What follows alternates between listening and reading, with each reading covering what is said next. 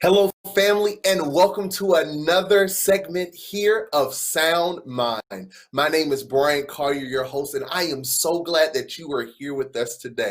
Listen, I hope you've been enjoying what we've been doing here on Hope TV. I want to give a shout out to our executive producer, Dr. E. Dewey Smith Jr. Thank you, sir, for everything you do in guidance to this program, and to you, my viewers that come and support us every week. Thank you so much. Now, as always, I need your help.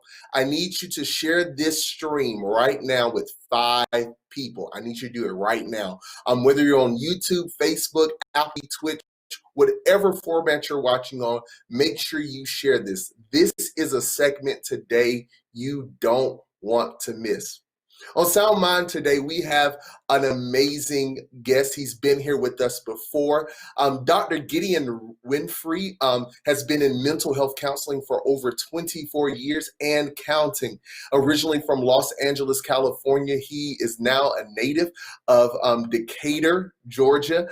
He and his family moved here when he was younger, and throughout his matriculation through schooling, he has served in so many different positions in his field of mental health. One of the things that I love so much about him is that he's been a part of the crisis response clinician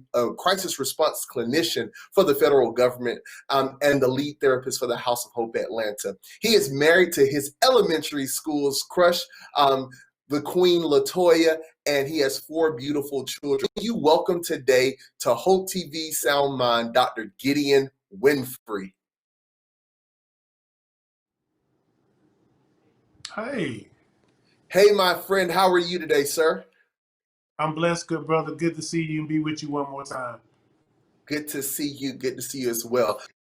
So much for being with us today for Sound Mind. I know our audience is going to be extremely blessed. Before we start, I want to share that Dr. Gideon Winfrey has so graciously offered to us. For the first 5 people, there's a link that's going to be on the screen. If you follow this link, Dr. Gideon Winfrey is offering a 30-minute talk session so that you heard and that you could clear your mind. And so that link is going to be on the screen. Make sure you follow that link. The first 5 people that fill that link out, they will be signed up for a session with Dr. Winfrey. Would you like to share a little bit more about that, Dr. Winfrey? Yes, sir, certainly. One of the things when Pastor Smith started the initiative with Hope TV is just, we recognize that particularly in the Black church, people are hurting all over, but just wanted to make certain that people just had an opportunity to be heard. Not necessarily going through a formal therapeutic process, but just being able to utilize my God-given gift and vocation, more or less the tithing of my talent, to provide people with an outlet just to be in a safe place where it's a refuge and where the ability to just be transparent without judgment.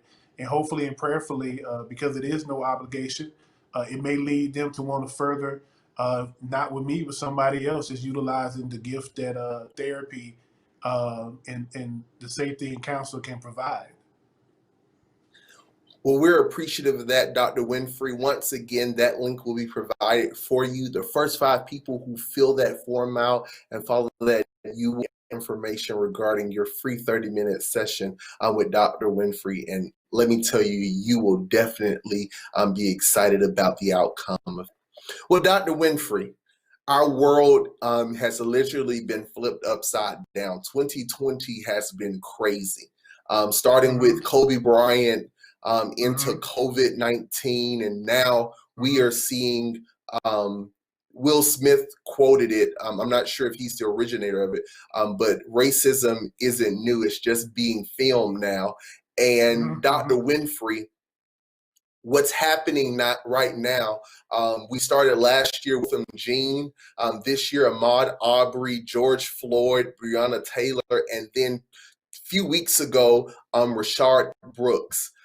And it seems like it's just every time you think you start healing from it, it opens a wound back up again, and you start to see what's going on. And my assistant producer, we were chatting, and she said, we might need to have a conversation about hatred.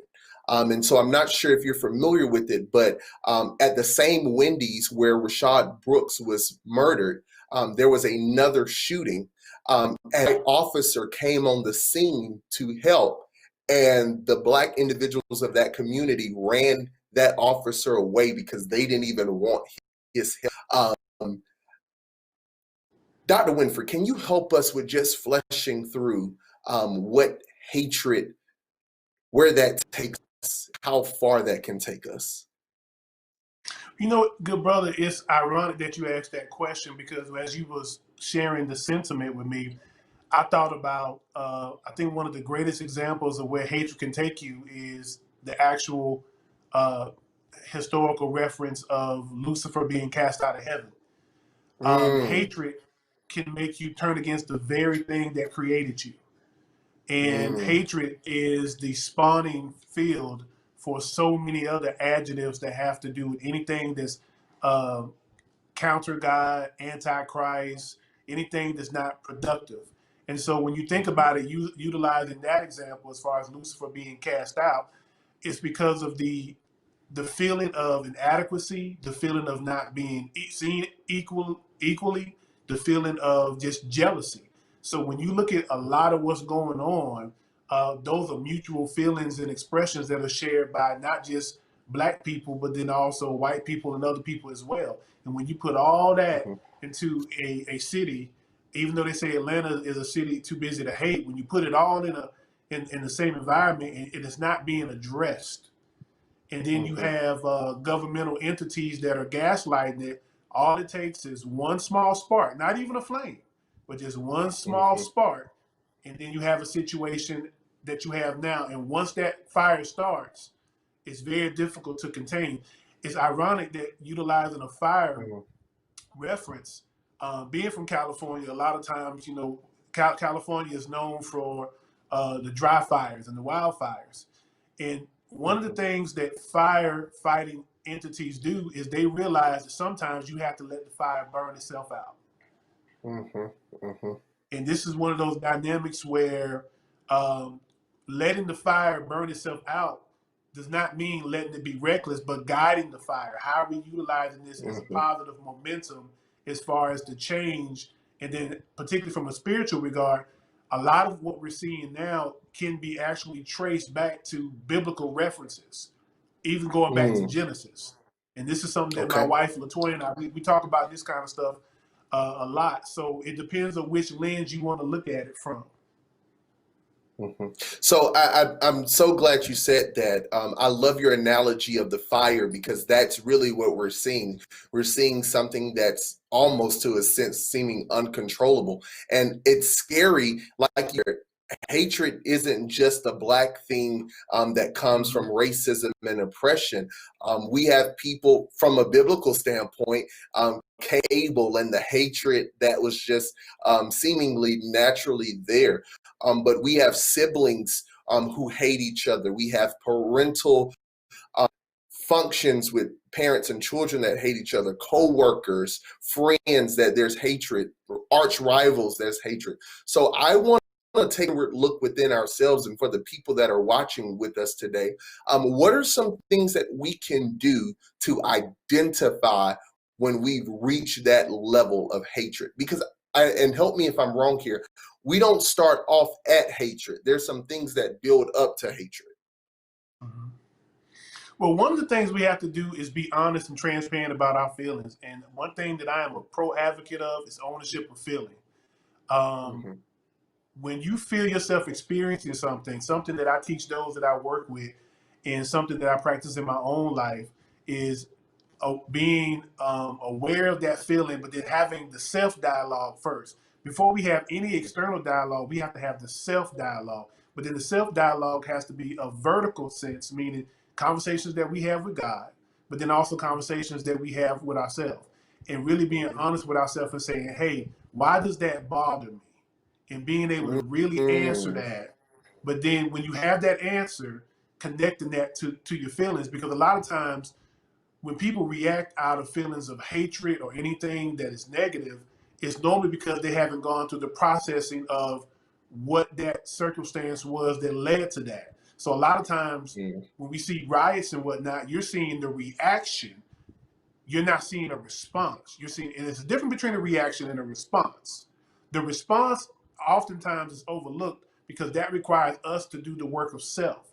So when the symptoms and the emotions become exasperated, people are just flowing off of emotion, and that's why we're never really able to get to the core issue because we don't want to do the work as individuals, and then oftentimes we don't want to do the work as a collective people because we don't want to have the difficult conversations because that means that we have to assume responsibility that for everything that's going on in society, we play a part somehow, some way. And until we can have that self-examination, then it's going to continue to be the dynamic that it is. But once a person takes ownership of that emotion and that feeling and start looking at internally why they feel that way, then they'll start seeing all of the precipitated factors in their own life that led to them having those prejudices, those biases, and then those wounds being open can start to heal. That's good, Dr. Winfrey. You got a vertical conversation. And I think, honestly, Dr. Winfrey, on two parts of that, I think especially for the Christian faith, there's a part of us that in an unhealthy way don't think that we can take certain things to God and talk through things. But on the other side of it, we don't like to talk with ourselves and look within ourselves. I remember in seminary, one of the exercises we had to do is something called our life story. And we had to sit and catalog our experiences and deal with the themes. And what I was able to do even in that was to come to realize and pinpoint some instances in my life that I was holding some things in, but I had to ask the question, like you said, why does this bother me? Why did I react to that way? Why was my response that way? And Dr. Winfrey, I think it's difficult sometimes for some people to not be fully engaged in wanting to have that conversation, because once you hit that wall, you can choose to just say, I'm done. You know what I mean? I don't really want to tackle it. I don't want to face it. And so when we deal with this conversation of hatred, it's contagious. It festers, it grows, and it starts to impact the people around us. So you helped us with what we have to do to first identify ourselves, but how do we work through hatred after that step? Okay. I want to go back to something, good brother, that you mentioned regarding the vertical, because I'm all about giving people tools of freedom and tools of release. And Okay. one of the things that helps us with the vertical is something that actually I had the blessing of God revealing it to me, and whatever He reveals to me, I always find a way to therapeutically infuse it into what I do in my vocation. And I often tell individuals who have difficulty with sharing those deepest and darkest sentiments when it comes to a vertical conversation with God, I often share with them a recollection of when I was going through a major transition in my life, and I was so caught up in the wording of how I wanted to say it to God out of reverence for Him, but then also I wanted to be very careful about the words that I use because in the wording is also the release. So one way is venting, but then the question is, do we want to vent or do we want to release? And so I remember literally being on my knees for half an hour, and after half an hour, God said something to me that changed my life, and to this day it still works. And I want to share that with our population. God said to me after 30 minutes of being on my knees, scrambling for the right words, He said to me, "Tell me what I already know." And Mm. when He said that to me, the windows of heaven, I felt like I got in the HOV lane to heaven, because what He was saying to me was, this dialogue that you need to have, I already know what's there. So the Yeah. avenue is there for you to just express it in its authenticity. And it was when I was able to go to God in authenticity that the very thing I was praying for, I was no longer a slave or a victim of it because I took ownership of it. So that's just something that I Mm. want to make sure that our population understands, is that is you can go to God and be as transparent as you need to be, because He's God. You can't offend Him. He won't get mad at you and not talk to you. That's not how it works. So just understanding that until you have that dynamic, Once that opens up, then it opens up the dynamic for other things that happen as far as that's concerned. Now, as far as dealing with our own, how do we deal with it? The part that's so critical is, again, being able to have those open conversations and being able to really use adjectives that are genuine to that feeling. Okay. One thing that I do with my population is I often tell them, you don't have to mince words with me, because Mm, until you tell me how it is, then we can't work together to see how it could be. So mhm, sometimes people try to be um, political and proper, but the depth of what they feel is so concentrated that those words just won't describe it. So being able to have a mhm, safe refuge where you can go and say, I'm blank, blank, blank about this situation, because that's the depth to which you feel.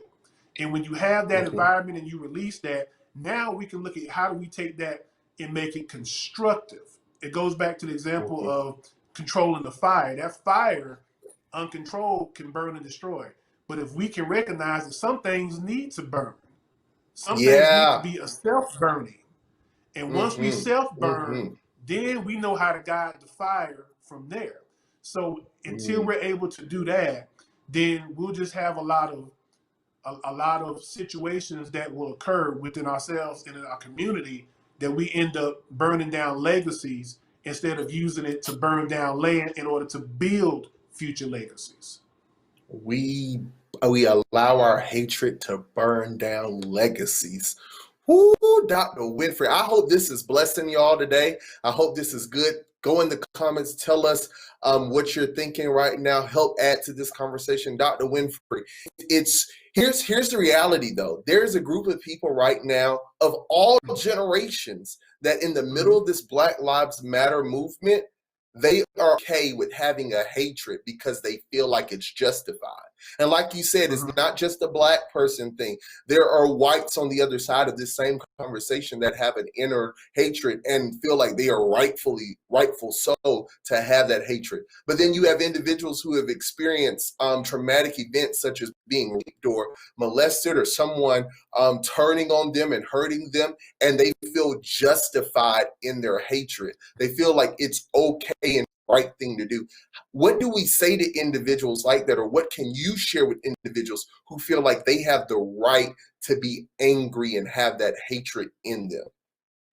Okay. Well, for me, and what I would recommend to anyone, I typically do what I call blending the sacred and the secular. So for me, my vocational clinical models are always going to be secondary to what I believe in my faith, because that's been Mhm, what has guided me, and that's where God has kept me. Um, I believe in looking at what the Bible says and finding out a way through our own assignment of responsibility. How do we apply this, not in theory, but in application? So, because mhm, all the answers that we need are in God's word, or as I like to say, His love letter to us. So he speaks of anger and how it's okay to be angry. It's the mhm, acknowledgement. I have these conversations all the time, professionally and personally, that the issue that people have with their feelings is that when they express it, they're condemned and judged for it. Which is why a lot of times I say, everybody doesn't need to be a therapist. Everybody doesn't need to do what I do, because even with the best of intentions, sometimes people's lack of receptivity to the acknowledging of how people feel mm, makes them even more angry. So when you give them the mm, space to just acknowledge where they are, one thing that I often say, and I say this, in my marriage when I'm talking to my wife sometimes, and it helps me to be able to always understand her perspective on things. Before I tell you what it's not, I have to listen to you tell me what it is, because mm, I haven't earned the right. I haven't earned the right to tell anybody what something is not when I haven't listened to the impact of what that thing has been for them. So when you share that mhm, journey in someone's feelings and emotions, you earn the right to be able to offer an alternative only if they're asking for it. Because a lot of times mhm, resolution comes from just being acknowledged. And that's mm, basically what the Black Lives Movement is about, is just our people, Hebrew people, God's people, the original children of Israel, wanting to be acknowledged. But the challenge is In that acknowledgement, there's also responsibility. It's not entitlement that comes with acknowledgement. There's work that has to be done. So if somebody were to come and say, hey, I hate, which is a very strong word, then let's have a conversation. Let's have a safe conversation about that hate. Because as you said earlier, we're not aware of all the dynamics that may have contributed to that person feeling that way. And they have a right to feel that way. But what I say clinically and professionally is we all have a right to feel how we feel. But what we don't have a right to do is impair somebody else's development or stump our own because of a feeling that after so long, just because of the nature of God's grace, we do have a healing capacity. But what we do sometimes is we recreate the hurt because it gives us the justification. And sometimes in the recreating of the hurt, what happens is you lose the detail of the original offense because you're trying to recreate something that you're trying to hold on to. And you really, so what happens is you manipulate and you make a new hurt that's not even connected to the original because you don't want to do the work of self. So you want to stay in bondage when your emancipation has already been given simply because you don't want to do the work. So there's acknowledgement, responsibility, and work either collaboratively or individually, good brother. And the doors of the church are open. Dr. Winfrey, you just said we recreate the hurt because we don't want to acknowledge what's happened. Mm-hmm. Mm-hmm. I find that so interesting because a lot of times, and let me say this also, your point of even being hurt, listening to a person before you tell them what something is not, hearing what it is first, I think that that's so important. And I think it goes across the borders of marriages, families, ethnic rivalries, whatever it is, wherever there's some tension, because a lot of times we like to tell people what they experienced versus just listening to them and saying, what did you feel? What did you hear? I want to kind of pause right there. Dr. Winfrey, why is that a case? Why do we like to, let's just be blunt, ignore people when they're trying to share where their hurt is coming from? Because it makes us uncomfortable to not have the answers. That's it. When you're processing, and I can say this as a 24-year practitioner, it's a very uncomfortable place to be in when you see a person in a state of not knowing this, as I call it, not knowing this. And we don't know what to do. And sometimes in that moment, we start to panic. And in that panic, we have what I call low frustration tolerance. We start to get irritable. We get agitated because we're not looking at this as an emotional marathon. We want the sprint. And one of the things that comes to mind is how we live in a society that's instantaneous. Everything is now, now, now. And one of the examples that I often think about is how everybody knows who won in the last Olympics. Everybody knows who won the 100, the sprint. Everybody knows Bolt was the one that won it. But a question that I often ask the young people that I work with, I said, now if I asked you who won the 800-meter marathon, you couldn't tell me. Same Olympic gold winner, won a gold medal, but because everybody likes the glitz and the glamour of the sprint, but doesn't have the endurance for the marathon.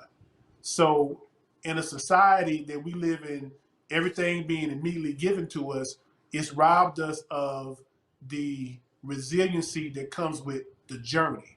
And as a result, it's difficult for us to engage in, even in our personal lives, in those one-on-one conversations, because it means that as people are transparent with us, in a way, sometimes we are afraid of being exposed as well. So that's why we stay away from that. And then that becomes contagious. And when all of those dynamics are joined together with a group of people, I think that's ultimately what led to the Wendy's being burned down. I don't think anybody went down there with the intention of burning it down. But when you took a whole bunch of people that felt that they hadn't been acknowledged and you put them in one place together and nobody was there to process it, to say, here's the justification for how I feel without trying to make me explain it.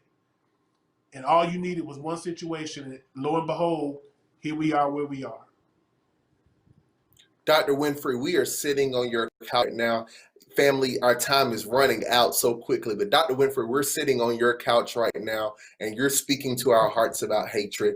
What are some, for this segment, we're going to have to come back and do a part 2 about this, but what are some things that you can say to us as we go away this week to process what you showed us in this journey of hatred and working inside of our hearts? Is there something you can leave with us for the week?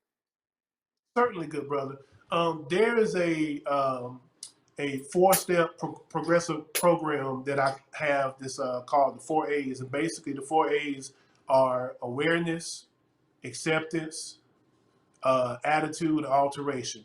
Being aware of how you feel, but then also accepting how you feel, but then having the attitude, how do you look at it, your perspective leads to how you can change it through the alteration. So if there's anything in you that is not, that actually is a barrier to you having the best life that God promised you, if it's anything that you find yourself recycling a memory of, then I challenge you to, first of all, release that vertically so that you can live a balanced life horizontally. So do the work of self. Do whatever's needed to free yourself. Have a sense of entitlement when it comes to your own happiness. And when you have a sense of entitlement to your own happiness without impairing somebody else's, that's when you begin to have an attitude towards hatred of, you are no longer going to rob me of time and rob me of blessing and rob me of the quality of life that I've been promised through the Abrahamic promise. I won't allow you to have that kind of real estate in my life for free anymore. Family, you heard that. I will not allow you to have that type of real estate in my life anymore. Thank you so much, Dr. Winfrey, for this. This was very helpful, amazing. We'll definitely be doing a part 2 specifically even for this segment. Dr. Winfrey, if we're interested in getting in touch with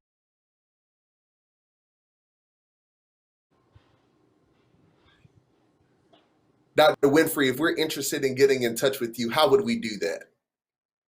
Well, there's several ways to get in contact with me. You can go to my website, which is valianttherapy.com. It comes directly to my phone. Go to contact and just submit your information. It comes directly to me. And when I respond, it's me responding. It's not another person because I'm a relationship person. You can also go to Facebook. Value Therapy is on Facebook as well. So feel free to go to the Facebook page. We're also on Instagram and Twitter. Feel free to reach out to me. I'm very personable, and I'm here to do God's work and leave the world better than how I found it.